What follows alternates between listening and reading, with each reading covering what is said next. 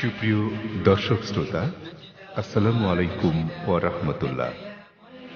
ঐতিহ্যবাহী সিরাজগঞ্জ জেলায় ইসলামী সমাজ কল্যাণ পরিষদ সিরাজগঞ্জ রোড কর্তৃক আয়োজিত 2010 সালের 26, 27 ও 28 নভেম্বর 3 দিনব্যাপী সপ্তম বার্ষিক তাফসিরুল কোরআন মাহফিল অনুষ্ঠিত হয়। উক্ত মাহফিলে সভাপতিত্ব করেন অত্র পরিষদের সম্মানিত চেয়ারম্যান, বিশিষ্ট সমাজসেবক জনাব ইয়াকুব আলী আমানত। মাহফিল পরিচালনা করেন অত্র পরিষদের সহকারী সেক্রেটারি এবং বিশিষ্ট আলেমে দ্বীন হযরত মাওলানা রাকিবুল ইসলাম। প্রধান অতিথি হিসেবে উপস্থিত ছিলেন সিরাজগঞ্জ 4 আসনের সম্মানিত জাতীয় সংসদ সদস্য আলহাজ মোহাম্মদ শফিকুল ইসলাম শফি। মাহফিলের প্রথম দিন প্রধান মেহমান হিসেবে তাফসীর পেশ করেন বিশিষ্ট আলেমে দ্বীন ও প্রখ্যাত মুফাসসিরে কোরআন হযরত মাওলানা বাশির আল হাদি। সুপ্রিয় দর্শক শ্রোতা, এবারে আমরা হযরত মাওলানা বাশির আল হাদি সাহেবের বক্তব্য আপনাদের সামনে পেশ করছি। ভিডিও পরিচালনা, এডিটিং ও প্রযোজনা আলী আহমদ আকন্দ। ধারা বর্ণনায় আজহারুল ইসলাম রনি। পরিবেশনায় তাহজিব সেন্টার, রাজশাহী।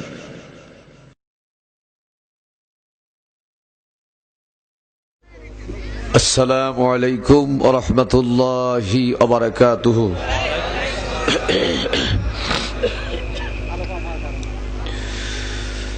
নাহমাদুহু ওয়া নাস্তাঈনুহু ওয়া নাস্তাগফিরুহু ওয়া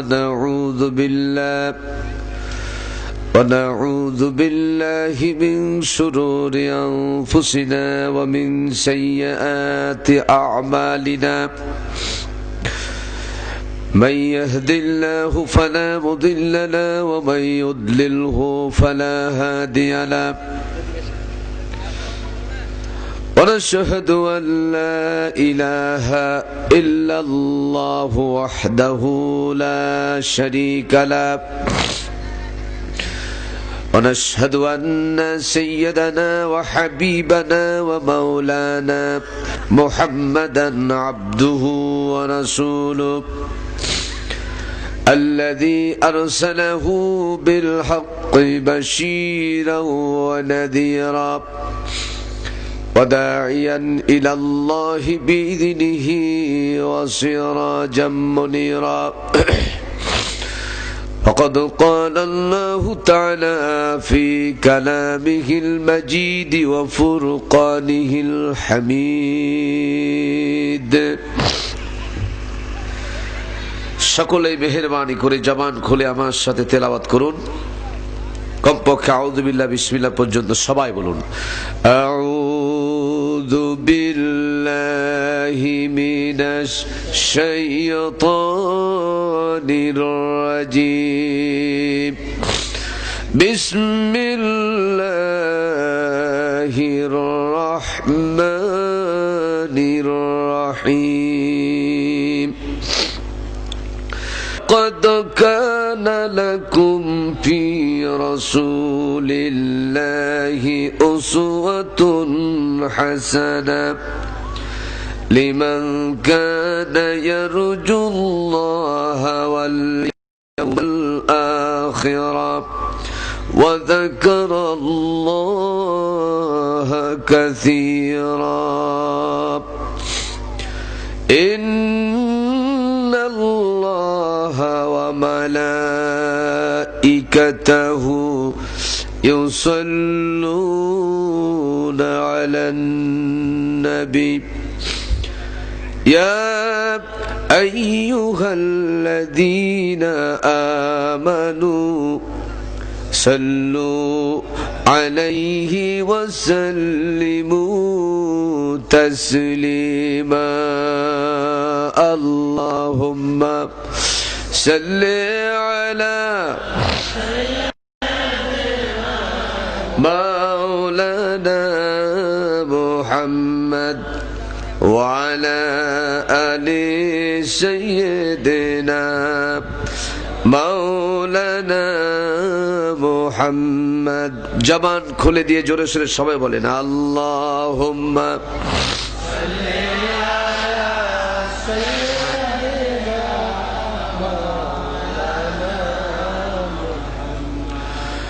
وعلى آل سيدنا شفيعنا محمد।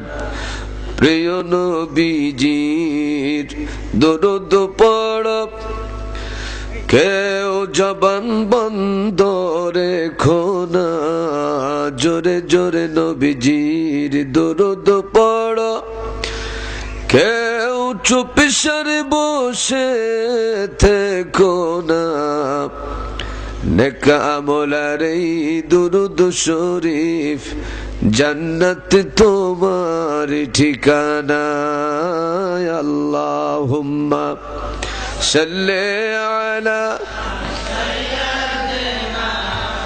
মাওলানা মুহাম্মদ وعلى آل سيدنا شفيعنا محمد بلغ العلا بكماله كشف الدجى بجماله حسنت جميع خصاله صلوا عليه وآله اللهم آمين ربنا ظلمنا أنفسنا وإن لم تغفر لنا وترحمنا لنكونن من الخاسرين ربنا لا تزغ قلوبنا بعد إذ هديتنا وهب لنا من لدنك رحمة إنك أنت الوهاب। আল্লাহ তাআলা সিরাজগঞ্জ রোড গোল চত্বর নাটোর মহাসড়কের দক্ষিণ পাশে সপ্তম বার্ষিকী 3 দিন ব্যাপী তাফসীরুল কোরআন মাহফিল আজকের প্রথম রজনীতে তোমার বেশ কিছু নেককার বান্দা বান্দিকে আমি গুনাহগার সঙ্গে করে নিয়া তোমার নবীর উপরে কয়েক মর্তবা দুরূদ ও সালাম পড়ে তোমার দরবারে হাত তুলেছি। মেহেরবানি করে দুরূদ ও সালাম টুকুন সোনার মদিনায় নবী পাকের রওজা মোবারকে পৌঁছে দাও। তাম পৃথিবীর মাটির নিচে যত মুমিন মুমিনাত শুয়ে আছেন সকলের আরওয়ার পরে সওয়াব পৌঁছে দাও। আল্লাহ তাআলা এই মাহফিল আয়োজন যারা করেছেন, যারা অর্থ দিয়েছেন, বুদ্ধি দিয়েছেন আর পরামর্শ দিয়েছেন, আরামের ঘুম হারাম করে দিয়া বিছানা ত্যাগ করে যারা কোরআনের ময়দানে উপস্থিত হয়েছেন, কিয়ামতের দিন মুসিবতের সময় এই মাহফিল আমাদের সকলের জন্য নাজাতের ওসিলা বানিয়ে দিও আল্লাহ। যতক্ষণ পর্যন্ত কোরআনে কারিমের আলোচনা চলতে থাকবে তোমার কুদরতি নিজাম দেয়া মাহফিল পরিচালনা করো আল্লাহ। আমরা যারা উপস্থিত হয়েছি আমাদের সকলের হেদায়েতের জন্য যে কথাগুলি বিশেষ প্রয়োজন সেই কথাগুলি তোমার গোলামের জবান থেকে উপস্থাপন করে নিও আল্লাহ।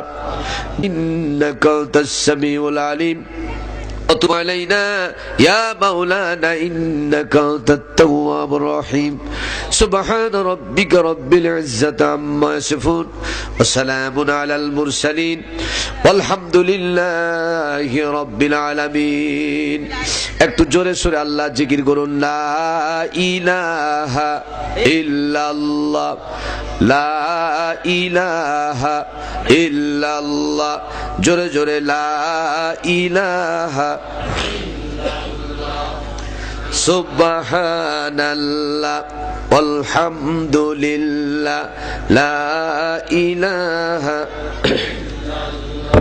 হায়াতের মালিক যে আল্লাহ, বলুন হায়াতের মালিক যে আল্লাহ, বলুন মরণের মালিক সে আল্লাহ, লা ইলাহা ইল্লাল্লাহ, জোরে লা ইলাহা ইল্লাল্লাহ, লা ইলাহা ইল্লাল্লাহ ইল্লাল্লাহু মুহাম্মাদুর রাসূলুল্লাহ সাল্লাল্লাহু আলাইহি ওয়াসাল্লাম। সিরাজগঞ্জ রোড গোল চত্বর সংলগ্ন সপ্তম বার্ষিকী ইসলামী সমাজ কল্যাণ পরিষদ সিরাজগঞ্জ রোড কর্তৃক আয়োজিত 3 দিন ব্যাপী তাফসিরুল কোরআন মাহফিলের আজকের প্রথম রজনীর সম্মানিত সুযোগ্য সর্বজন শ্রদ্ধ ব্যক্তিত্ব জনাব সভাপতি সাহেব জনাব মোহাম্মদ ইয়াকুব আলী আমানত, আল্লাহ তাআলা মেহেরবানি করে দয়া করে তার হায়াতে তৈয়বা সিহাতে কুল্লিয়া দান করুন, দিনের খেদমত আরো বেশি বেশি করে করার তৌফিক দান করুন, জোরে বলুন আমিন। প্রধান মেহমান, বিশেষ মেহমানদ্বয়, প্রধান অতিথি আলহাজ মোহাম্মদ শফিকুল ইসলাম শফি, মাননীয় জাতীয় সংসদ সদস্য, আল্লাহ তাআলা তার প্রতি রহম করুন, দিনের পূর্ণ খাদেম হিসেবে কবুল করুন, সকলে বলুন আল্লাহুম্মা আমিন। আমার ডানে বামে সামনে পেছনে বহু সংখ্যক মসজিদের সম্মানিত আইম্মে মাসাজিদ, আলেম ওলামা, হাফিজ কোরআন, বিশিষ্ট মুফাসসির মুহাদ্দিস অনেকে আছেন, আল্লাহ তাআলা তাদের সকলের প্রতি রহম করুন, দিনের পুরোপুরি খাদেম হিসেবে কবুল করুন, সকলে বলুন আমিন। আমার সামনে দিনদার ইমানদার মুসলমান বাবাজিরা ভাইরা, পর্দার অন্তরালে অপেক্ষামান সম্মানিত মা এবং বোনেরা ও মেয়েরা, আবারও একবার সালাম জানাচ্ছি, আসসালামু আলাইকুম ওয়া রাহমাতুল্লাহ। মহান আল্লাহর দরবারে শুকরগুজার হচ্ছি যে আল্লাহ তাআলা কিছু সংখ্যক কোরআন প্রেমিক বান্দা বান্দীদেরকে দুনিয়ার সমস্ত কাজ থেকে ফারেগ হয়ে কেবলমাত্র শুধুমাত্র আল্লাহর কোরআনে কারীম শোনার এই নিয়তে বাড়ি থেকে এই তাফসিরুল কোরআন মাহফিল পর্যন্ত আসার সুযোগ করে দিলেন। আমরা আসতে পেরে বসতে পেরে মহান মুনিবের দরবারে শুকরগুজার হচ্ছি। জবান খুলে সমস্বরে সকলে বলছি আলহামদুলিল্লাহ, আরো জোরে সরে বলুন আলহামদুলিল্লাহ। লাখো কোটি দুরূদ ও সালাম বর্ষিত হোক দোজাহানের সরদার নবিকুল শিরোমণি আকায়ে নামদার তাজদারে মদিনা দুলালে আমিনা আশরাফুল আম্বিয়া সাইয়্যিদুল মুরসালিন আহমদে মুজতবা মুহাম্মদে মুস্তাফা সবে বলি সাল্লাল্লাহু আলাইহি ওয়াসাল্লাম, সেই নবীর প্রতি অসংখ্য শান্তি ধারা বর্ষিত হোক। আমরা সকলে বলছি আল্লাহুম্মা আমিন। সম্মানিত উপস্থিতি, আল্লাহর কতিল হয়েছে, তিনি হলেন মুহাম্মদুর রাসূলুল্লাহ সাল্লাল্লাহু আলাইহি ওয়াসাল্লাম। তার চাইতে সুমধুর সুরে, তার চাইতে অর্থবহ সার্বিক ক্ষেত্রে এত সুললিত কণ্ঠে কোরআন তেলাওয়াত করতে পৃথিবীর কেউ পারেনি আর পারবেও না। আল্লাহ রাসূল যখন কোরআন তেলাওয়াত করতেন, কোরআনের ভাষা হলো আরবি। কোরআনে কারীম অনেকে বুঝে পড়ে, বেশি সংখ্যক লোক না বুঝেই পড়ে, কথা ঠিক কিনা? অথচ আকাশের নিচে জমিনের ভিতরে সবচেয়ে শ্রেষ্ঠ গ্রন্থ, শ্রেষ্ঠ কিতাব, শ্রেষ্ঠ মর্যাদা সম্পন্ন করার জন্য ঐশী গ্রন্থ, তার নাম হলো কোরআনে কারীম। আবু জাহাল, উতবা, সাইবা আরবি বুঝতো, রাসূল পাক সাল্লাল্লাহু আলাইহি সাল্লামের তেলাওয়াত নিষেধ করত, কিন্তু তারাই গিয়ে গিয়ে আবার আল্লাহর কোরআন শুনতো, জোরে বলুন সুবহানাল্লাহ। আমার ভাইরা, আল্লাহর নবী নীতি অনুসারে রাত্রি রাত্রি গভীর রজনীতে যখন কোরআন তেলাওয়াত করতেন, আর তার তেলাওয়াত শোনার জন্য কাফের মুশরিকেরা বিভিন্ন জায়গায়, এমনকি কাবার চতুর্দিকে দাঁড়ায়া সারা রাত ধরে কোরআন শুনেছে। আমার ভাইয়েরা, লাস্ট অব্দি সেই ঘটনা আমি বলবো না, নেতারা একত্রিত হয়ে আইন প্রণয়ন করলো, আমরা নেতা হয়ে যদি আব্দুল্লাহর বেটা মোহাম্মদের কোরআন শুনি তাহলে সমাজে আমাদের কোনো স্থান থাকবে না, নেতৃত্ব দেওয়া যাবে না। এই চিন্তা করে আইন প্রণয়ন করলো, যে ব্যক্তি কোরআন শুনতে যাবে তার ব্যাপারে বিচার সাব্যস্ত করা হলো, আইন প্রণয়ন করা হলো, আইন পাস করে নেওয়া হলো, খবরদার তার কোরআন শুনতে যায় না, যে যাবে তাকে পানিশমেন্ট দিতে হবে, মৃত্যু। এরকম আইন প্রণয়ন করলো আল্লাহ রাব্বুল আলামিন কোরআনুল কারীমের ভিতরে। আবু জেহেলের এই কোটেশনটা এমন করে রেখে দিলেন, তার কারণ হলো যে আবু জেহেল আইন পাস করলো, আল্লাহ পাক কোরআনে কারিমে কোড করে রাখলেন এইভাবে, ওয়াকালাল্লাযীনা কাফারু লা তাসমাউ লিহাযাল কুরআনি ওয়ালগাউ ফীহি লাআল্লাকুম তাগলিবুন।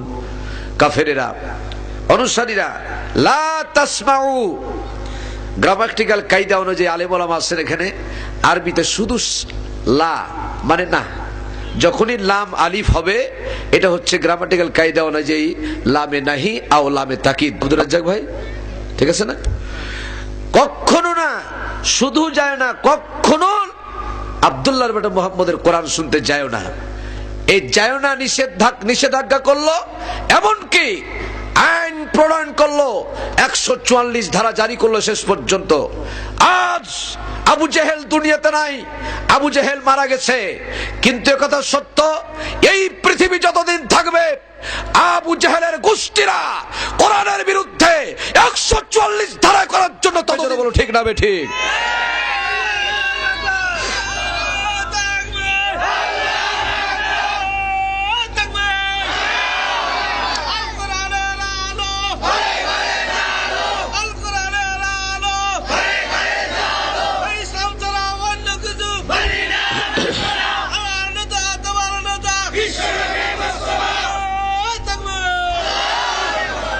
আলহামদুলিল্লাহ, আমরা এতে বিশ্বাস করি, খুব ভালো করে মনোযোগ সহকারে শুনেন, কোন জ্ঞানী ব্যক্তি কপাল পোড়া ছাড়া কোরআনের মঞ্চে, কোরআনের ব্যাপারে, তাফসীরুল কোরআন মাহফিলের ব্যাপারে নেগেটিভ কোনো মন্তব্য করতে পারে? তো চুপ করে বসে থাকলে কেমন করে হবে? যদি পারে না, এ কথা না বলেন, তাহলে বলবেন পারে, একটা বলতে হবে, ঠিক না বে ঠিক? কোরআনের মাহফিলে কোন জ্ঞানী ব্যক্তি বাধা দিতে পারে? বুদ্ধিমান ব্যক্তি বাধা দিতে পারে? বাধা দিবে কেবলমাত্র ওই গোষ্ঠী যার রক্তের ভিতরে আবু জেহেলের রক্ত মিশ্রিত আছে। এরপরে পরে এই কথা এইভাবে বলতে চাই, তোমরা যে নেতৃত্ব দিচ্ছ, যারা কোরআনের বিরুদ্ধে সোচ্চার কণ্ঠ তুলেছ, একটি কথা মনে রাখবে, তোমরা কোথায় লিয়াকত আলী আর কোথায় জুতার কালি।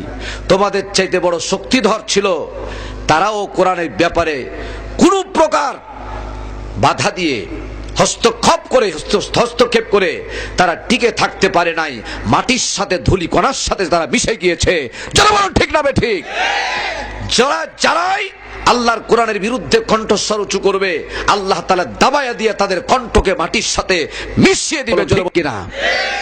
আমার ভাইয়েরা, আমার বাবাজিরা, এই জন্য গোটা বিশ্বের মডল বলে যাকে দাবি করে আমেরিকা, যে আমেরিকাতে মসজিদ বানানোর জন্য গোটা বিশ্বের ভিতরে প্রটোকল দেওয়া হলো, বিভিন্ন রাষ্ট্র থেকে বিভিন্ন ভাবে কথা আসলো, আমেরিকা যেখানে টুইন টাওয়ার থেকে শুরু করে বিভিন্ন ভাবে মুসলমানদেরকে ক্ষতি সাধন করার জন্য, দাগা করার জন্য, মুসলমানদেরকে মাথা চাড়া উঠতে দিবে না, এই কারণে পরিকল্পনা করে যত রকম পরিকল্পনা করেছে, আর এই পরিকল্পনাতে যত প্রকার সহযোগিতা করেছে, আমার ব্যক্তিগত অ্যানালাইসিসে সামান্য কিছুদিন পূর্বে কোরআন পুড়িয়ে দেওয়ার সিদ্ধান্ত নিল এই কাফেরের বাচ্চা কাফেরেরা।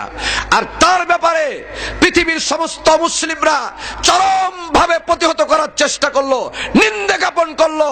অত্যন্ত দুঃখজনক হলো সত্য, যারা মুসলমান হিসেবে দাবি করে তারা চুপ থেকে সেই বিষয়গুলোকে দেখলো। আল্লাহর কোরআন সামনে নিয়ে বলছি, রাসূল বলেছেন, আলুসকুতু নিসফুর রিজা, যে ব্যক্তি চুপ থাকবে কোন অন্যায়কারীদের ব্যাপারে ডাইরেক্ট অ্যাকশন না নিয়ে, যদি কেউ চুপ থাকে তবে তার অন্যায় কাজে সাপোর্ট করেছে। শুধু তাই নয়, অন্যায় কাজে সাপোর্ট করার কারণে রাসূল বলছেন, মান তাসাব্বাহা বিকাওমিন ফাহুয়া মিনহুম আও কামা ক্বালা নবী সাল্লাল্লাহু আলাইহি সাল্লাম।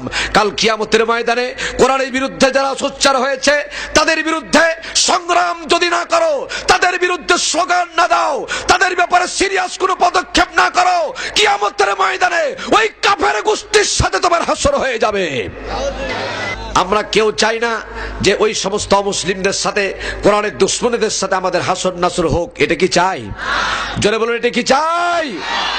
আমরা তাদের জন্য হেদায়েতের জন্য দোয়া করি।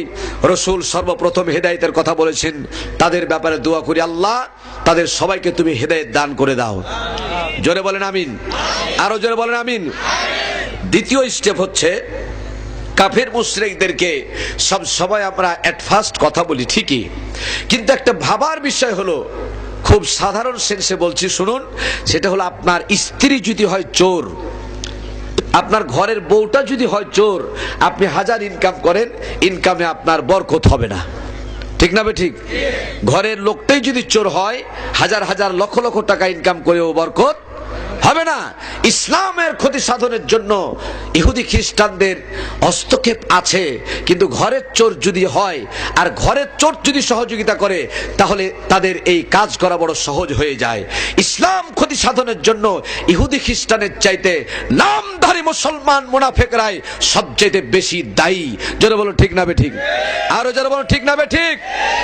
এই জন্য খেয়াল রাখতে হবে, কাফের তো অন সাইড, কাফের চাইতে মারাত্মক ব্যাধি হচ্ছে মুনাফিক, আর এই মুনাফিক কেবলমাত্র মুসলমানদের মধ্যেই রয়েছে। আল্লাহ তাআলা এই মুনাফিকি থেকে এই জাতিকে হেফাজত করুন। জোরে বলুন আমিন, সকলে বলুন আমিন। আমার ভাইরা, প্রাসঙ্গিক আলোচনা না করে আল্লাহর কাছে সাহায্য চেয়ে আপনাদের সামনে পবিত্র কোরআনে কারিমের সূরাতুল আহজাব থেকে একটি মাত্র আয়াত আমি তেলাওয়াত করেছি। আল্লাহ তাআলা যদি দয়া করে তৌফিক দেন, এর উপরে কিছু কথা আপনাদের সামনে উপস্থাপন করব ইনশাআল্লাহ। বিমাশিয়াতিল্লাহ আলাইহি তাওয়াক্কালতু ওয়া ইলাইহি উনীব। আল্লাহ তাআলা এই ক্ষমতা, এই শক্তি, এই যোগ্যতা যেন তার গোলাম মাওলানা আব্দুল বাসিরকে দান করেন। বলেন আমিন। একটু দোয়া দেন আমার জন্য, বলেন আমিন। আল্লাহ দয়া করে তোমার বান্দাদেরকে কোরআন থেকে কিছু শোনাতে পারি, এই তৌফিক তুমি আমাকে দান করো। সবাই আমার সাথে পড়ুন, আউযু বিল্লাহি মিনাশ শাইতানির রাজীম, বিসমিল্লাহির রাহমানির রাহিম। لقد كان لكم في رسول الله أسوة حسنة لمن كان يرجو الله واليوم الآخر وذكر الله كثيرا صدق الله المولانا العظيم। কোরআন কারীম সূরাতুল আহজাব এর থেকে একটি মাত্র আয়াত, 21 নম্বর আয়াত আপনাদের সামনে তেলাওয়াত করেছি। এই পৃথিবীর বয়স হলো প্রায় 460 কোটি বছর। বলেন সুবহানাল্লাহ। এই পৃথিবীর বয়স কত? 460 কোটি বছর প্রায়। হযরতে আদম আলাইহিস সালাতু ওয়াস সালাম তার ইন্তেকাল হয়েছে প্রায় 8,500 বছর আগে। তাহলে এই দীর্ঘদিন ধরে মানুষ তো নরমালি 8,500 বছর আগে আদম আলাইহিস সালাম প্রথম আসলেন। তাহলে এই পৃথিবীতে আল্লাহ তাআলা জিকির, আল্লাহর ইবাদত, আল্লাহর বন্দেগী করার জন্য কারা ছিলেন? আমার ভাইয়েরা, আল্লাহর ইবাদত শুধু মানুষই করে না। এই জন্য কোরআনে কারীমের ভিতরে আল্লাহ তাআলা ঘোষণা করলেন, যারা পারবেন এখন থেকে শুরু করে যতক্ষণ পর্যন্ত আল্লাহ আমাকে এখানে রাখবেন, যদি জানা থাকে তেলাওয়াত শুরু করে দিবেন। আল্লাহ রাব্বুল আলামিন কোরআনুল কারীমের মধ্যে বললেন, সাব্বাহালিল্লাহি মা ফিস সামাওয়াতি ওয়া মা ফিল আরদ। সাব্বাহা ইউসাব্বিহু তাসবিহাহুম। আমার ভাইরা, শুধু মানুষ না, গাছপালা থেকে শুরু করে পাহাড় পর্বত থেকে শুরু করে এই পৃথিবীতে এমন কোন সৃষ্টি জীব নাই যেটা আল্লাহ তাআলা তাসবিহ পাঠ করে না, জিকির করে না। জোরে বলুন সুবহানাল্লাহ। একটু চিৎকার মেরে বলেন সুবহানাল্লাহ। শুধু তাসবিহ পাঠ করে না, এরপরে পরে আল্লাহ রাব্বুল আলামিন কোরআনুল কারীমের মধ্যে তার ভাষায় বলে দিলেন, শুধু তাসবিহ পাঠ করে না, এমন কতগুলি গাছ আছে, এমন কতগুলি গাছ আছে, ওয়ান নাজমু ওয়াশ-শাজারু ইয়াসজুদান। লতাযুক্ত গাছ এবং বৃক্ষরাজি আল্লাহকে সিজদায় মাথা নত করে দেয়। চিৎকার মেরে বলেন সুবহানাল্লাহ। আমার ভাইয়েরা, শুধু তাই নয়, হযরত ইউনূস আলাইহিস সালাতু ওয়াস সালাম এক নয় দুই নয় সুদীর্ঘ 40 দিন পর্যন্ত মাছের পেটের মধ্যে ছিলেন। ঠিক না ঠিক? জোরে বলেন ঠিক কিনা? 40 দিনের ভিতরে হযরত ইউনূস আলাইহিস সালাম তিনি মাছের পেটের ভিতরে জীবিত ছিলেন না মৃত ছিলেন? কথা কি বোঝা যায় না? আমার ভাষা কি বোঝা যায়? সিরাজগঞ্জ এলাকাবাসীরা, মাছের পেটের ভিতরে ইউনূস আলাইহিস সালাম এক নয় দুই নয় 40 দিন পর্যন্ত জীবিত ছিলেন। হযরত ইব্রাহিম আলাইহিস সালাম আগুনের ভিতরে 40 দিন পর্যন্ত জীবিত ছিলেন। আমার ভাইয়েরা, তাফসিরে কাবির, তাফসিরে নামটা কি? তাফসিরে কাবির, বড় কিতাব। আমার ভাইরা, এই তাফসিরে কাবিরের ভিতরে এসেছে হযরত ইউনূস আলাইহিস সালামের মাছের পেটের ভিতরে বয়স যখন 32 দিন 6 ঘন্টা হয়েছিল। কয় দিন? 32 দিন 6 ঘন্টা হয়েছিল। সেদিন ছিল বুধবারের দিন, আর ওই দিনে মাস ছিল মুহররম মাস। এই মুহররম মাসের বুধবারের দিন বেলা 11:30 হযরত ইউনূস আলাইহিস সালাতু ওয়াস সালামের চোখের জ্যোতি আল্লাহ বাড়াই দিলেন। তার কারণ সমুদ্রের তলদেশ সম্পর্কে অনেকে ধারণা ভুল করে। এই পৃথিবীতে সবচেয়ে গভীর সমুদ্র হচ্ছে আটলান্টিক মহাসাগর। আটলান্টিক মহাসাগরের তলদেশে আমার ভাইয়েরা ছোট্ট একটা প্রাণী, ছোট্ট একটা সৃষ্টিজীব, যেটাকে হাতের তালুর মধ্যে রাখলে মাইক্রোস্কোপ যন্ত্র ছাড়া খালি চোখে দেখা যাবে না। আল্লাহ রাব্বুল আলামিন ইউনূস আলাইহিস সালামকে তার চোখের এত জ্যোতি আল্লাহ বাড়ায় দিলেন, এত পাওয়ারফুল করে দিলেন, তিনি দেখতে পেলেন ত্রিবিধ অন্ধকারের ভিতর থেকে, মাছের পেটের ভিতর থেকে দেখতে পেলেন সমুদ্রের তলদেশে বালুকণাতে মিশে থাকা ওই ছোট্ট ছোট্ট প্রাণীগুলি, জীবগুলি আল্লাহ রাব্বুল আলামিনের তাসবিহ পাঠ করছে। চিৎকার মেরে বলেন সুবহানাল্লাহ। যারা শাহরদাম বাগুয়াতাল্লাহু, যারা শাহরদাম বাগুয়াতাল্লাহু, না টান টান টান, না ডান ডান ডান, না টু টু। আমার ভাইয়েরা, বাতাস যখন সনসন করে, ঘড়ি যখন ঢন ঢন ঢন আওয়াজ করে, পাখি যখন কুহু কুহু নামে গাইতে থাকে, আমাদের প্রচলিত ভাষায় বাতাসের সনসনি আমরা কানে শুনতে পেলাম, পাখির কুহু কুহু টানে এরকম ডাক আমরা শুনতে পেলাম, ঘড়ির ডন ডন গন্ডন শব্দ শুনতে পেলাম, কিন্তু প্রকৃত তারা ডন ডন করে না, সনসন করে না। আমার ভাইরা রে, সর্বক্ষণ আল্লাহ রাব্বুল আলামিনের তাসবিহ তারা পাঠ করতে থাকে। চিৎকার মেরে বলেন সুবহানাল্লাহ। আমার ভাইরা, সূরা নামলের মধ্যে এসেছে, সূরা নামলের মধ্যে এসেছে এক সময় হযরত মুহাম্মদুর রাসূলুল্লাহ সাল্লাল্লাহু আলাইহি সাল্লামকে 52 জন কাফের ঘিরে ফেললো। কয়জন কাফের? ডান দিকের লোক কথা বলে না, জোরে বলুন, কয়জন কাফের? 52 জন কাফের ঘিরে ফেললো এবং নবীর কাছে ঘোষণা করলো, আমরা তোমাকে নবী হিসেবে মানবো, নবী হিসেবে যদি কিছু প্রমাণ দিতে পারো, আমাদের কাছে আশ্চর্যজনক কোনো বিষয় যদি বলতে পারো, তাহলে তোমাকে নবী হিসেবে মানতে পারি, চিন্তা করতে পারি। আল্লাহ নবী এরকম তাকাচ্ছেন আকাশের দিকে। আমার ভাইরা, কোনো মন্তব্য কোনো সময় নবীরা একা একা করে না। আমার ভাইরা, আল্লাহ পাক কোরআনে কারিমের মধ্যে সাবধান করে দিয়েছেন, নবী হে, নিজের মন গড়া কোনো সিদ্ধান্ত, কোনো কথা যদি কোরআনের মধ্যে দাও, ওয়ালাউ তাকাওয়ালা আলাইনা বা'দাল আকাবির লাখাদনা মিনহু বিল ইয়ামিন। ও নবী, নিজের মন গড়া কোনো কথা কোরআনের মধ্যে এরকম যদি চালিয়ে দেওয়া হয়, ওয়ালাউ তাকাওয়ালা আলাইনা বা'দাল আকাবির লাখাদনা মিনহু বিল ইয়ামিন, আমি আল্লাহ আপনার ডান হাতকে চেপে ধরবো, আমি আল্লাহ কণ্ঠনালীকে কেটে ফেলে দিব। জোরে বলুন সুবহানাল্লাহ। আমার ভাইয়েরা, রাসূল আকরাম সাল্লাল্লাহু আলাইহি ওয়াসাল্লাম আকাশের দিকে তাকালেন। কোন দিকে? কেন তাকালেন? তাকার অর্থই হচ্ছে আমার মাবুদের কাছে কিছু চাওয়া, ইনস্ট্রাকশন, আল্লাহর পক্ষ থেকে কোন ইনফরমেশন আসছে কিনা, কোন তথ্য আসছে কিনা। সঙ্গে সঙ্গে তথ্য এসে গেল, ও আমার হাবিব, যেখানে তারা তোমাকে নিয়ে দাঁড়িয়ে আছে সেখানে থাকিও না, সামান্য একটু সামনে চলে যাও। সামনে যাওয়ার আরম্ভ করলেন, হাঁটতে শুরু করলেন। চতুর্দিকেই ছিল ফুলের বাগান, বিভিন্ন ফুলের মধ্যে বিভিন্ন গাছের মধ্যে বড় বড় ফুল ছিল, আর ফুলের মধ্যে মাছি, ওই মৌমাছি বসা ছিল। ওই মৌমাছিগুলি ফুল ফুল থেকে মধু সংগ্রহ করছে। আমার ভাইরা, নবী আর ওই ব্যক্তিরা যখন 70 জন 52 জন ব্যক্তিরা একত্রিত হয়ে হাঁটতে লাগলো, চতুর্দিক থেকে মৌমাছিরা এসে নবীকে এবং ওই 70-52 জন কাফিরকে ঘিরে ফেলে দিয়ে এমন গনগন আওয়াজ শুরু করে দিল। নবী দাঁড়িয়া জিজ্ঞেস করছেন, মৌমাছিরা রে, ও মৌমাছি, কি অপরাধ করেছি আমরা? আমাদেরকে কেন এরকম ডিস্টার্ব করতেছো? কেন তোমরা আমাদের ঘিরে ফেলতেছো? মৌমাছির জবান আল্লাহ রাব্বুল আলামিন খুলে দিলেন। চিৎকার মেরে বলেন সুবহানাল্লাহ। মৌমাছি জবান খুলে বলল, ইয়া রাসূলুল্লাহ। জোরে বলুন মারহাবা, আরো জোরে বলুন মারহাবা। ইয়া রাসূলুল্লাহ, আমরা শুধু গনগন গন আওয়াজ করতেছি, গনগন আওয়াজ করতেছি, আসলে এই কথাটা নয়। আমাদের একটা চাকের ভিতরে মাছির চাকের ভিতরে 4 প্রকার মাছি থাকে। কয় প্রকার? 4 প্রকার মাছি থাকে। একটা প্রধান যিনি দায়িত্ব পালন করেন তিনি হলেন রানী, তারপরে একটা হলো পিউপা, তারপরে গার্ড, আর আমরা হলাম শ্রমিক। আমরা শ্রমিক মাসা থেকে 10 কিলোমিটার পর্যন্ত মধু আহরণের জন্য চলে যাই।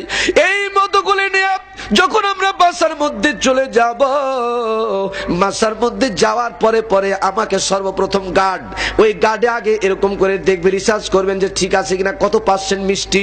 এরপরে নেক্সটে যদি সিগনেচার করে তারপরে চলে যাবে পিউপার কাছে। পিউপা গিয়ে আবার টেস্ট করবেন, পরীক্ষা করবেন। পিউপার কাছে যদি আমি পরীক্ষায় যদি আমি পাস করি তাহলে এবার রানীর কাছে দিবে।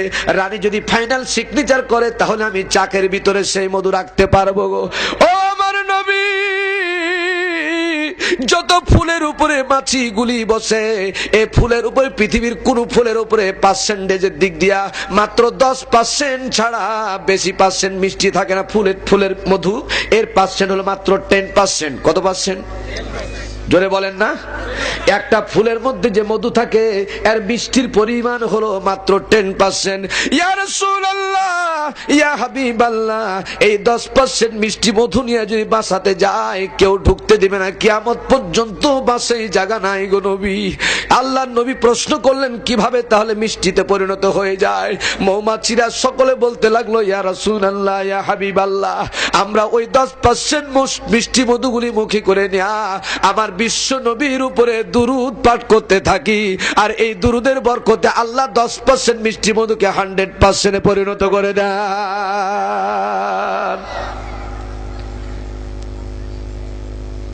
খারাপ লাগছে?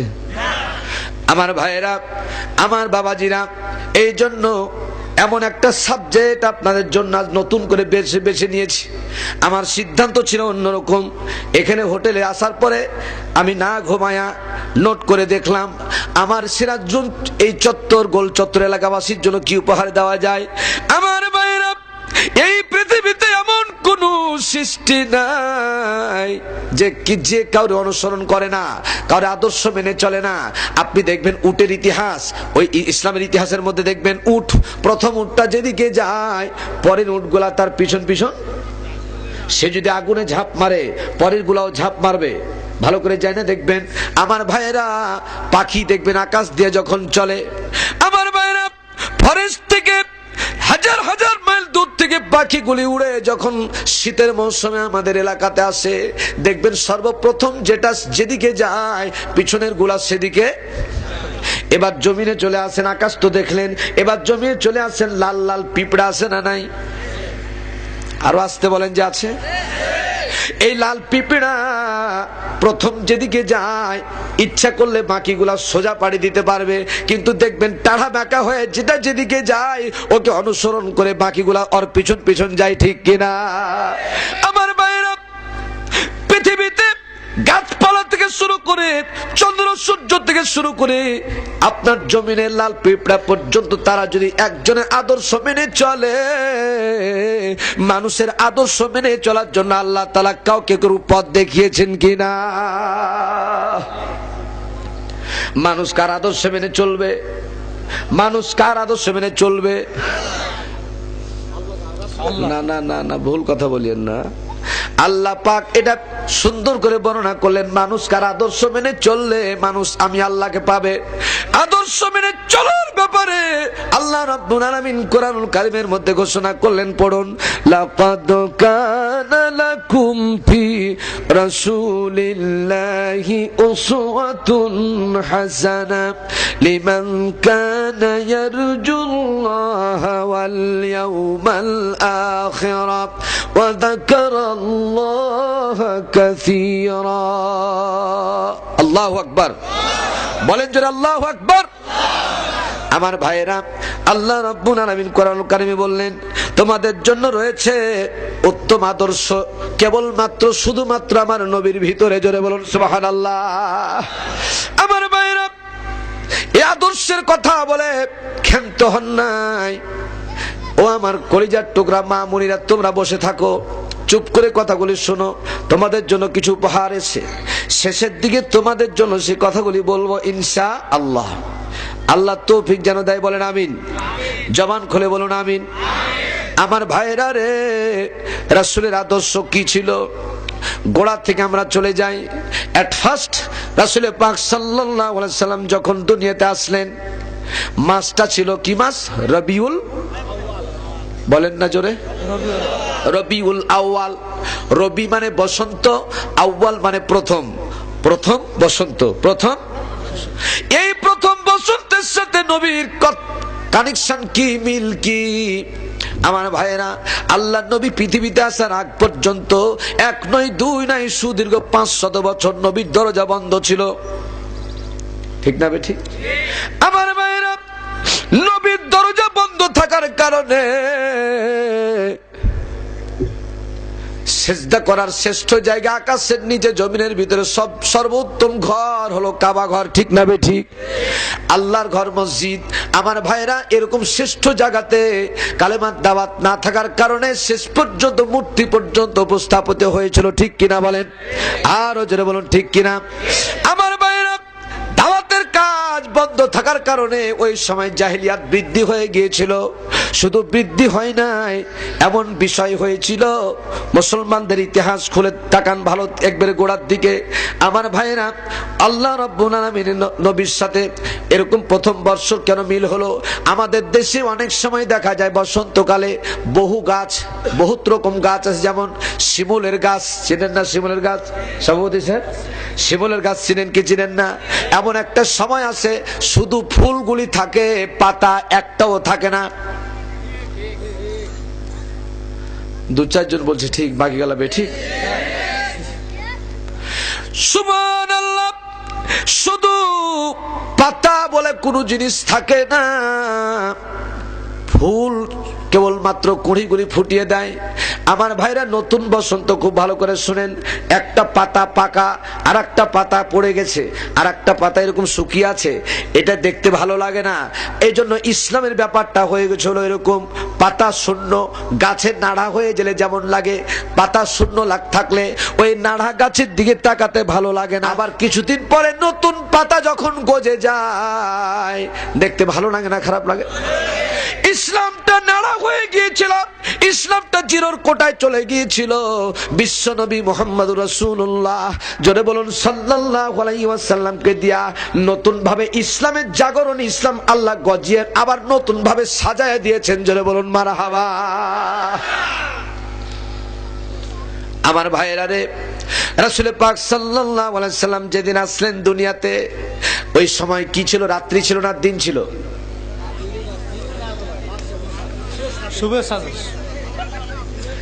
আর বলিয়েন না, হয়েছে।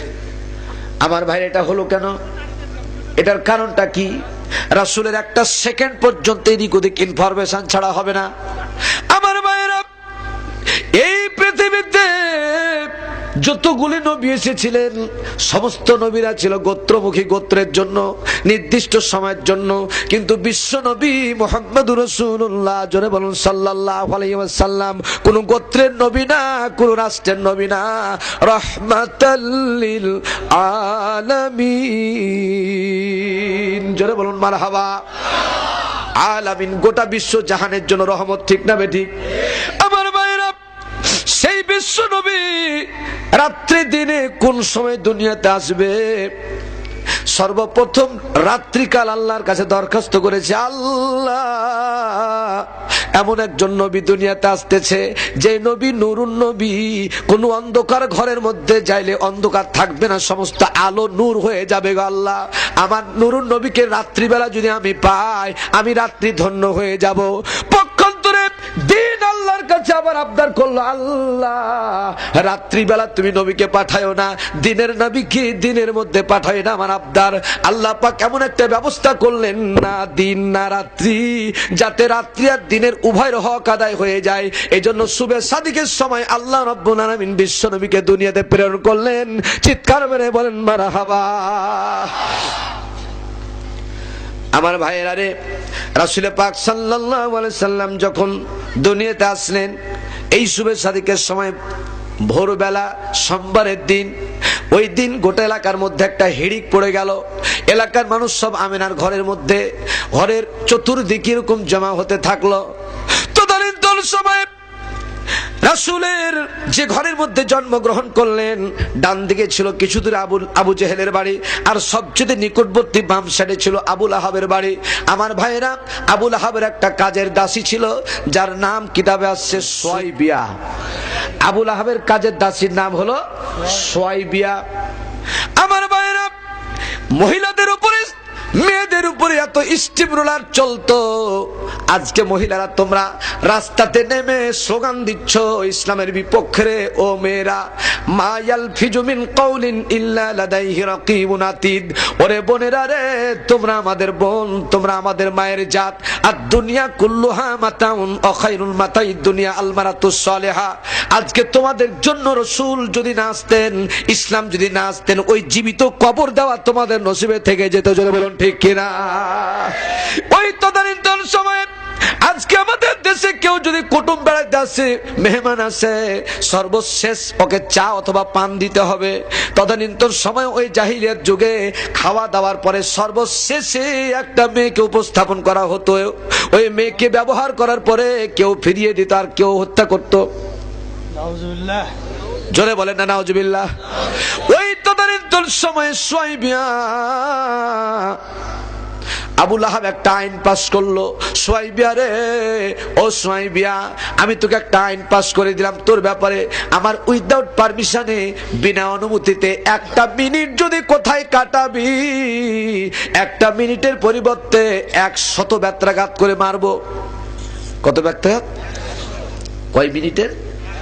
Only 1 minute. একটা মিনিটের পরিবর্তে 100 ব্যত্রাঘাত করে মারবো। এই আইন বহুদিন থেকে চলছে।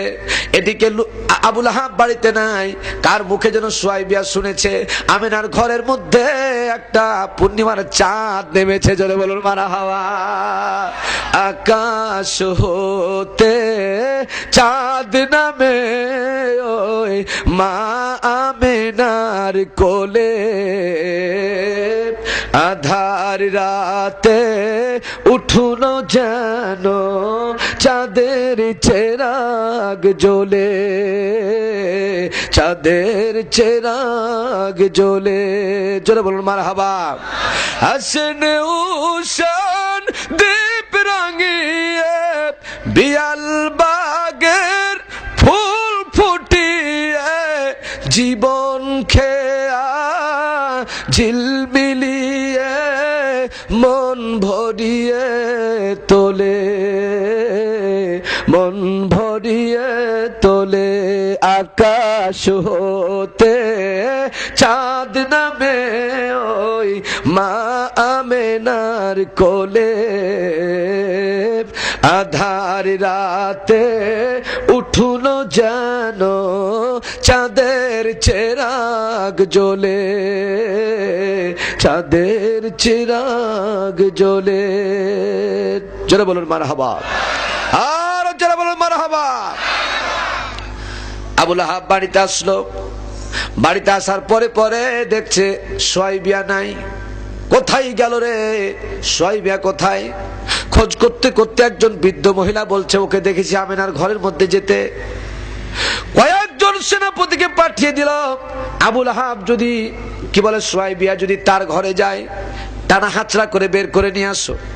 আমার ভাইরা, আবুল আহাবের চিৎকার শুনে সুয়াইব নিজেই কিন্তু বেরিয়ে আসতেছে, বলল নেতাজি আপনি আমাকে একটা মিনিটের পরিবর্তে 100 ব্যত্রাঘাত করে মারেন, আজকে যদি মারতে মারতে আমাকে শেষ করে দেন, একটা মিনিটের জন্য আমি একটা সেকেন্ডের জন্য আবদার করবো না যে আপনি আমাকে প্রাণ ভিক্ষা দেন, আপনি আমাকে আমার জীবনটা ভিক্ষা দেন। তার কারণ এই পৃথিবীর পূর্ণতার জন্য যেই ব্যক্তিকে আসা দরকার আল্লাহ রাব্বুল আলামিন তাকে দুনিয়াতে হাজির করে দিয়েছেন। জোরে বলুন মারহাবা। আমি তাকে দেখে নিয়েছি। আপনি যদি মনে করেন গো চাচা, মনে করেন গো নেতা, আপনার ভাই আব্দুল্লাহ যদি আজকে বেঁচে থাকতো দুনিয়াতে সবচেয়ে বেশি তিনি খুশি হতেন। ওই আব্দুল্লাহ দুনিয়াতে নাই, অন্তত ভাতুষপুত্র ভাতিজা হিসেবে আপনার দায়িত্ব, আপনি আমাকে মারতে মারতে শেষ করে দেন, কোনো আপত্তি নাই, কিন্তু একটু আপনার এতিম ভাতিজাকে দেখে আসুন, চাঁদ নেমেছে আকাশ থেকে। আবুল আহাব বলল, আবুল আহাব বলতেছে সুয়াইব রে তোর চালাকি বুঝতে পেরেছি, একটা মিনিটের পরিবর্তে 100 ব্যত্রাঘাত করে মারি, আজকে দীর্ঘক্ষণ সময় কাটিয়ে দিয়েছিস, বেশি মায়ের তোর কপালে আছে, এজন্য বাঁচার জন্য আইস ওর ঘরে আমাকে ঢোকায় দিয়া, আর কি বলে আমেনার ঘরের মধ্যে আমাকে ঢোকাই দিয়া ভিন্ন দিক দিয়ে তুই পালায় যাবে জন্য ষড়যন্ত্র করছিস। বললি নেতাজি ওটা আমি বলি নাই, আপনি ইচ্ছা করলে গাছের সাথে আমাকে বেঁধে রাখুন, যদি তাও নয় আপনার সেনাপতির মধ্যে কয়েকজন সেনাপতি আমার কাছে রেখে দেন, কোনো আপত্তি নাই। তার কথার মধ্যে বিশ্বাস করে আবুল আহাব 3 জনকে সঙ্গে করে নিয়ে আল্লাহর নবীকে দেখার জন্য, আব্দুল্লাহর বেটাকে দেখার জন্য আমেনার ঘরের জীর্ণ কুটিরে যখন প্রবেশ করলো, দেখতেছে অনেকগুলি মহিলা দরজার পাশ ওপার থেকে শুরু করে ঘর পর্যন্ত ভর্তি হয়ে আছে। আবুল আহাবকে দেখার পরে তারা আস্তে আস্তে সরে গেল। এই বাচ্চার কাছে, দিনের নবীর কাছে একজন শিক্ষিতা মহিলা ইতিহাসে পাওয়া যায়, তার নাম হলো মারিয়া। জোরে বলুন নামটা কি? মারিয়া নামক তদানীন্তন সময়ের একজন সর্বোচ্চ শিক্ষিত মহিলা। আবুল আহাব ডাকতে বলছে, মারিয়া রে তুইও এসেছিস এখানে? বলল নেতাজি শুধু আসি না, একটু তাকায় দেখেন কে এটা, একটু তাকায় দেখেন। আবুল আহাব এরকম করে চোখ যখন দিয়েছে, 1 নয় 2 নয় 1টা ঘন্টা পার হয়ে গিয়েছে, চোখ দিয়ে মনের অজান্তে পানি এসে গেছে। বলল মারিয়া রে আর আমি সইতে পারি না, থাকতে পারি না, আমি চলে গেলাম, আমি চলে যাচ্ছি। মারিয়া বলল নেতাজি শুধু চলে যায় না, আপনার যদি ভাই আব্দুল্লাহ থাকতো অন্তত তার মাথায় একটু হাত বুলাই দিত, আদর করতো বাচ্চাকে, আপনি তার কমপক্ষে চাচা, মানুষে কি বলবে, একটু হাতটা বুলাই আপনি আদর করুন। শরম ভরমে ম্যাটার অফ প্রেস্টিজ মনে করে আবুল আহাব যখন তার গালের কাছে এই কানটা লাগাতে গেল, মুখটা লাগাতে গেল, আল্লাহ রাব্বুল আলামিন পবিত্র নবীর মুখে নাপাক মুখ কখনো স্পর্শ করতে দিবে না।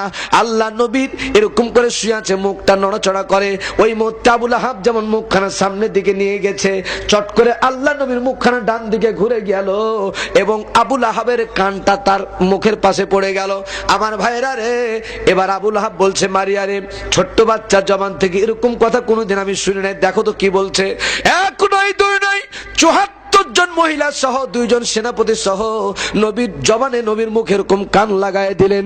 কান লাগার পরে পরে বলতেছে মারিয়া যে নেতাজি, ও নেতা, পৃথিবীর যতগুলি নেতা ছিল সব হলো ওয়ান সাইড, কেউ গোত্রের জন্য, কেউ সমাজের জন্য, এক রাষ্ট্রের জন্য দুনিয়াতে এসেছিল, কিন্তু ছোট ছোট বাচ্চা, এই বাচ্চাটার জবান থেকে যে কথা আমি শুনলাম, এটা দুনিয়ার কোন ওয়ান সাইডের নেতা হবে না, কোন গোত্রের নেতা হবে না। আমার ওর শব্দটা বিশ্লেষণ করে আমি বুঝতে পারলাম এটা 1 নয় দুনিয়ায় তামাম বিশ্ব জাহানের নেতা। জোরে বলুন সুবহানাল্লাহ। আমার ভাইরা, ও মারিয়া রে, কি বুঝলা বলো? বলল নেতাজি এই ছোট বাচ্চার জবান থেকে আমি যে শব্দ শুনতে পেলাম, আল্লাহুম্মা রাব্বি হাবলি ইয়া উম্মতি, জোরে জোরে বলেন মারহাবা। আমার ভাইরা, আবুল আহাব আর সহ্য করতে না পেরে ঘর থেকে বেরিয়ে এসে বলছে, ও সুয়াইবিয়া রে, ও সুয়াইবিয়া, শুন এদিকে আয়, তোর কপালে তো ভালো জানা ছিল না, একটা মিনিটের পরিবর্তে 100 ব্যত্রাঘাত করে মারতাম। যা যখন আমার ভাতুষপুত্র, আমার এতিম ভাইয়ের সন্তানের খবরটা আমাকে দিলি, তখন তোরে আমি মারবো না, শুধু মারবই না নয়, প্রেজেন্টেশন হিসেবে, উপহার হিসেবে যতদিন তুই দুনিয়াতে বাঁচবি, যতদিন পর্যন্ত তোর হায়াত আছে আর যতদিন পর্যন্ত সোমবারের দিনটা আসবে, আমি তোকে আমার পারমিশন ছাড়া গোটা জীবনের জন্য এই দিনটার জন্য তোকে আমি মুক্তি ঘোষণা করলাম। এই দিনটা তোর জন্য আমি ছুটি দিলাম, আমাকে বলা লাগবে না। এই দিন যখন আসবে তখন তুই যার যার মতো যে কোনো জায়গায় চলে যেতে পারবি, ছুটি দেওয়া থাকলো।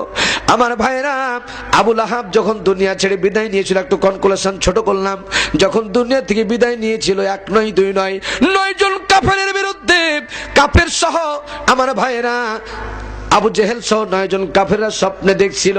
আর স্বপ্নের ভিতরে আবু লাহাবকে আবু জেহেল জিজ্ঞেস করলো, আবু লাহাব রে, দুনিয়াতে যাওয়ার কি বলে, ওই মারা যাওয়ার পরে কেমন আছিস? বলল, নেতাজি কেমন আছি বলে বলার মতো ভাষা নাই। কেন, কি হয়? বলছে এরকম আযাব আর গজবে অবস্থা খারাপ, শেষ পর্যন্ত লজ্জা পেয়ে গেল, কাউকে বলা যাবে না। কোন সময় কি তুই আরাম পাস না, কোন সময় কি রেহাই পাস না?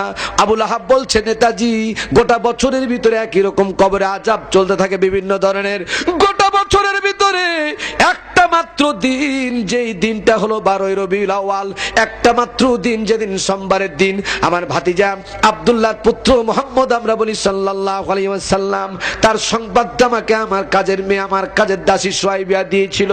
আমাকে দেওয়ার পরে একটা মিনিটের পরিবর্তে তাকে 100 বেত্রাঘাত করে মারতাম। মার আর বন্ধ করে দিলাম।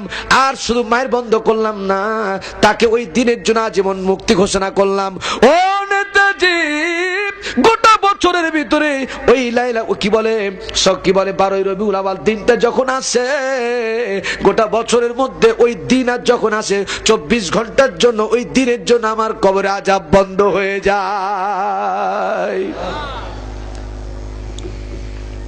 আমার বলার কারণ হলো, এত দূর আসার কারণ হলো, একটা কাট্টা কাফের আমলের জগতে নয় আমার ভাইরা, কাজের দাসী সুয়াইবিয়া, আমার ভাইরাই পৃথিবীতে সর্বপ্রথম দুধ মাতা। অনেক আলেম ওলামা অনেক কথা বলেন, উনার স্থায়ী দুধ মাতা, পালিত দুধ মাতা হলো হালিমাতুস সাদিয়া, কিন্তু নবীকে সর্বপ্রথম দুধ পান করিয়েছিলেন, তার নাম হলো সুয়াইবিয়া। সহিহ বুখারী মুসলিমের হাদিস, ভালো করে মনে রাখুন আমার ভাইয়েরা। এই জন্য কাল কিয়ামতের ময়দানে সুয়াইবের মর্যাদা অনেক বেশি। আমার ভাইয়েরা রে, আমার বাবাজিরা রে, একটা মাত্র দিন আল্লাহর নবীর মর্যাদা দেওয়ার কারণে এই দিনের জন্য 24 ঘন্টার জন্য যদি আযাব বন্ধ হয়ে যায়, আমার বিশ্বাস রাসূলের প্রকৃত উম্মত যদি হতে পারেন, একটা বছর নয়, একটা মাস না, রাসূলের প্রকৃত উম্মতকে একটা সেকেন্ড জাহান্নামের কোন প্রকার আযাব স্পর্শ করতে পারে না। ঠিক না বে ঠিক? জোরে বলুন ঠিক কিনা? আল্লাহ রাব্বুল আলামিন আমাদের সকলকে আল্লাহর নবীর প্রকৃত উম্মত হওয়ার তৌফিক দান করুন। জোরে বলুন আমিন। আর জোরে বলুন আমিন। আমার ভাইরা, আমার বাবাজিরা, রাসূল পাক সাল্লাল্লাহু আলাইহি ওয়াসাল্লাম যখন দুনিয়াতে আসলেন, মাত্র একটা ঘন্টার মধ্যে কতগুলো ইতিহাসের প্রেক্ষাপট দেখুন। যে কাবা শরীফের ভিতরে 1 নয় 2 নয় 360টা মূর্তি ছিল। কয়টা ছিল? 360টা মূর্তি ছিল। প্রধান মূর্তি হলো লাত, মানাত, উজ্জা আর হুবল। আর বাকিগুলি ছিল আমার ভাইয়েরা রে, সমস্ত মূর্তিগুলি ভেঙে চুরমাচুর হয়ে গেছে। আর লাত, মানাত, উজ্জ্বল ফেটে ফেটে বাঁকা হয়ে পড়ে আছে। আমার ভাইয়েরা, একটা প্রশ্ন আসছে, আমার ভাইয়েরা, এই মূর্তিগুলি কেন ভাঙ্গা গেল? ডান দিকে ছিল এই কাবা ঘর, আর বাম দিকে ছিল তদানীন্তন সময়ের একটা নদী। পুরনো ইতিহাসে পাওয়া যায় যে নদীর নাম হচ্ছে তিরকি নদী। আমার ভাইয়েরা, 50 বছরের মধ্যে কোনো পানি ছিল না, কিন্তু বিশ্বনবী মুহাম্মদ সাল্লাল্লাহু আলাইহি সাল্লামের জন্মের পরে যেমন দুনিয়াতে এসেছে, রহমতি বরকতি পানি দিয়ে আসে, নদীটা ফিলাপ ভর্তি হয়ে গিয়েছে। জোরে বলুন মারহাবা। শুধু তাই নয়, 3 নাম্বার করেছেন হলো 50 বছরের মধ্যে অগ্নিশিখা। অগ্নিশিখা তো নাম শুনেছেন, এটা মুসলমানদের কাজ না বিধর্মীদের? অগ্নি পূজা, অগ্নিশিখা। অগ্নিশিখা, আগুনকে নিয়ে কোনোদিন কোনো শিখা করতে পারে না। আগুনকে নিয়ে যারা পূজা করে তারা মুসলমান হতে, আরো আসতে বলেন, মুসলমানের মতো বীরের মতো কথা বলবেন। মুসলমান সব সময় বীরের জাত। ঠিক না ঠিক? লা খাউফুন আলাইহিম ওয়ালা হুম ইয়াহজানুন। আল্লাহকে ছাড়া মুসলমান কাউকে ভয় করতে যেদিন তোমার মৃত্যু আছে আল্লাহর পক্ষ থেকে লেখা, 2 সেকেন্ড 2 ইঞ্চি, সেই সময় তোমার মৃত্যু হবে। এই জন্য আমি বারবার প্রত্যেকটা প্রোগ্রামে বলি, কখনো কোনো মোমেন মুত্তাকি ব্যক্তিরা বিড়ালের মতো, মুনাফিকের মতো 1000 বছর বাঁচার আশা করে না। ঈমান নিয়ে একটা ঘটা বাঁচতে চায়, ঈমান নিয়ে শহীদ হতে চায়। যারা বলো ঠিক না ঠিক, আরো যারা বলো ঠিক কিনা। এই জন্য সবসময় তাওয়াক্কুল করতে হবে কার উপরে? জোরে বলেন না, কার উপরে? আমার ভাইয়েরা, 50 বছরের মধ্যে আগুন নির্বাপিত হয় নাই। বিশ্বনবী মুহাম্মদ রাসূলুল্লাহ সাল্লাল্লাহু আলাইহি সাল্লাম যেমন আসলেন, একটা সেকেন্ডের মধ্যে আগুন নির্বাপিত হয়ে গেল। কাবা ঘরের মূর্তিগুলি ভেঙে পড়লো, নদীতে পানি ছিল না, পানি এসে গেল। এই 3টা কোটেশনের কমপক্ষে 3 তারিখে 9 ঘন্টা সময় লাগবে, ইতিহাস যা বলেছে। একটা নয়, 2টা নয়, 54টা করে একটার কোটেশনের ভিতরে দেওয়া আছে। আমার ভাইয়েরা, আমি শুধু টাচ করে গেলাম আয়াতের দিকে, সামনের দিকে আমাকে যেতে হবে। আদর্শ নেতা কাকে বলে? আদর্শ কাকে বলে? এটা প্র্যাকটিক্যাল। এই আদর্শ বর্তমান নেতাদের আদর্শ, রাসূল পাক সাল্লাল্লাহু আলাইহি ওয়াসাল্লামের আদর্শ অ্যাডজাস্ট করে আমাদেরকে কোন আদর্শ মানা দরকার, এদিকে আগায় যেতে হবে। ঠিক না ঠিক? এই জন্য বলি আমার ভাইরা, এই মূর্তিগুলি কেন ভাঙলো? রাসূলকে নবুয়তের প্রথম বছরে জিজ্ঞেস করা হয়েছিল। আব্দুর রাজ্জাক ভাই শুনেন, ভালো করে নোট করেন। মা হুয়াল বয়স্তু, মা হুয়াল, আলেম ওলামা সাক্ষী দেন, মা হুয়াল বয়স্তু, আপনি পৃথিবীতে কেন আবির্ভূত হলেন, কেন আসলেন? আল্লাহ নবী বললেন, বয়স্তু লিকাসরিল আসনাম, আমি পৃথিবীতে আসলাম একটা মাত্র কারণ, উল্লেখযোগ্য কারণ হলো আমাকে নবী হিসেবে আল্লাহ তৈরি করে পাঠিয়েছেন মূর্তিগুলিকে বিনাশ সাধন করার জন্য, ভাঙার জন্য। জোরে বলুন ঠিক কিনা। রসুল আসলেন মূর্তি ভাঙতে, রসুল আসলেন অগ্নিশিখা নির্বাপিত করতে। আর রসুলের উম্মত হইয়া আগুনের পূজা করি, রসুলের উম্মত হইয়া মূর্তি পূজা করি। বাড়িতে মূর্তি, বিভিন্ন জায়গায় মূর্তি, অফিস আদালতে মূর্তি, বিভিন্ন জায়গায় মূর্তি। জোরে বলো ঠিক না ঠিক, আরো জোরে বলো ঠিক কিনা। মূর্তি রাখার ব্যাপারে বাধ্যবাধকতা, মূর্তি না রাখলে মানুষের ছবিটাই মূর্তি। ঠিক না ঠিক, সাক্ষী দেন ঠিক না ঠিক। আল্লাহ রসুল, বুখারী মুসলিমের হাদিস, যে ঘরের মধ্যে এই ছবিগুলা টাঙানো থাকবে, মূর্তিগুলা টাঙানো থাকবে, রহমতের ফেরেশতা প্রবেশ, রহমতের ফেরেশতা প্রবেশ। তাহলে যেটা নিষিদ্ধ জিনিসের প্রতি মানুষের আকর্ষণ, নিষেধ যেটা সেটা করতে বলা হচ্ছে। আমরা অর্থাৎ মুসলমানেরা কখনো এই নিষেধের ব্যাপারে রাসূল যা নিষেধ করেছেন, মুসলমান সর্বক্ষণ সেটা প্রত্যাখ্যান করবে। যারা বলো ঠিক না ঠিক, আরো যারা বলো ঠিক কিনা। এবং কোরআন হাদিসে বাস্তবায়নের জন্য যেটা বলা হয়েছে, যেমন নামাজ পড়া যেমন ফরজ, রমজান মাসে রোজা রাখা যেমন ফরজ, পর্দা করা এটা মনে হয় মুস্তাহাব না সুন্নত? এটা বলুন, এটা জোরে বলুন। তাহলে আজকে বাংলাদেশে, আমার দেশ বাংলাদেশ, এই বাংলাদেশে ইভটিজিং থেকে শুরু করে ইভচিটিং পর্যন্ত কত কিছু হচ্ছে মেয়েদের ব্যাপারে। আজকে দেখেন, একটু খেয়াল করুন, ভালো করে খেয়াল করুন, একটা মেয়ের ব্যাপারে, ইভটিজিং এর ব্যাপারে যতগুলি আইন প্রণয়ন করা হচ্ছে, আইনের ক্ষেত্রে একটা আইনকে সংসদ ভবন থেকে মন্ত্রণালয় পর্যন্ত পাস করার জন্য কোটি কোটি টাকা খরচ হয়ে যায়। কিন্তু আমার প্রশ্ন হলো, এত কোটি কোটি টাকা আইনের ব্যাপারে, শুধু আইনটা বাস্তবায়ন করার ক্ষেত্রে এত টাকা খরচ হয়ে যায়, সময় খরচ হয়। এই যে এত কিছু না করে একটা আইন যদি কোরআনের বাস্তবায়নের জন্য বলা হতো যে তুই ইভটিজিং থেকে শুরু করে মেয়েদেরকে হেফাজতের জন্য আল্লাহর আইন বাস্তবায়ন করো, পর্দা মেনে চলো, একটা শব্দ যদি প্রাইম মিনিস্টার থেকে শুরু করে প্রেসিডেন্ট পর্যন্ত একটা শব্দ বলে দেওয়া হতো, ইভটিজিং এর গোষ্ঠী পর্যন্ত থাকতো না। যারা বলো ঠিক না ঠিক, আরো যারা বলো ঠিক কিনা। শুধু তাই নয়, এদিকে ইভটিজিং এর জন্য আইন প্রণয়ন করছে, আর একদিকে বলছে যে পর্দা করতে বাধ্য করা যাবে না। ঠিক না ঠিক? আচ্ছা, আপনার স্ত্রী যদি বেপর্দা চলে, আপনি প্রেসার ক্রিয়েট করতে পারবেন না? এই পর্দা করো বলবেন না? জোরে বলে পারবেন কিনা? এগুলোও কি বলা যায়?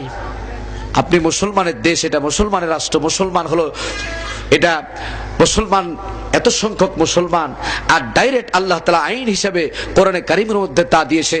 এই মুসলমানেরা যদিও ইসলামিক স্টেট নাই, তারপরও এই ময়দান থেকে ঘোষণা করছি, এমন কোনো কাজ করবেন না, এ টু জেড থেকে শুরু করে চিন্তা ভাবনা করে কাজ করতে হবে।